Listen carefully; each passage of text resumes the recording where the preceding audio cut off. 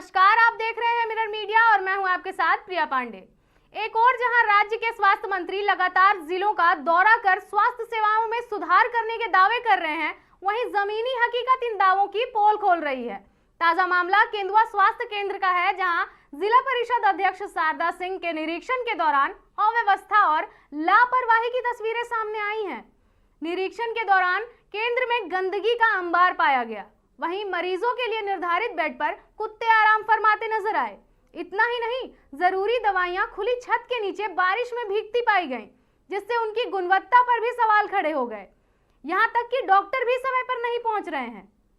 इस पूरे संबंध में जिला परिषद अध्यक्ष शारदा सिंह ने बताया कि सरकार लगातार स्वास्थ्य सेवाओं को बेहतर बनाने का प्रयास कर रही है, लेकिन स्थानीय स्तर पर प्रभारी और कर्मचारियों की लापरवाही सारे प्रयासों पर पानी फेर रही है। केंदुआ अस्पताल में साफ सफाई से लेकर दवा भंडारण तक हर स्तर पर लापरवाही देखने को मिली है।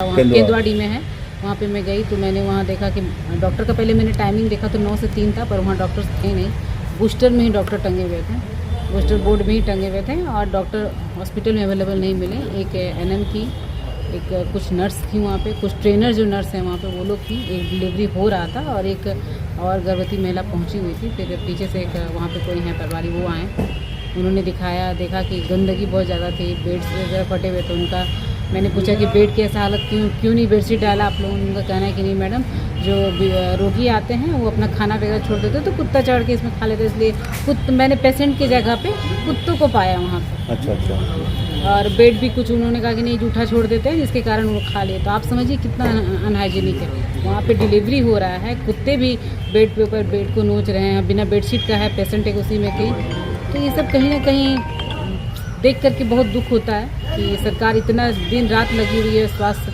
व्यवस्था को सुधारने में, और वहाँ के जो प्रभारी हैं जो उनका ध्यान नहीं है ये सब चीज़ों को लेकर के। क्योंकि सबसे पहले साफ़ सफाई मस्ट होती है। जहाँ पे एक बच्चा जन्म लेने वाला है, महिलाएं का डिलीवरी हो रहा है, तो ये सब जगह है। मैंने देखा कि एक गोदाम बना हुआ है जिसमें दवाइयाँ पड़ी हुई हैं जो बारिश से भीग गई हैं।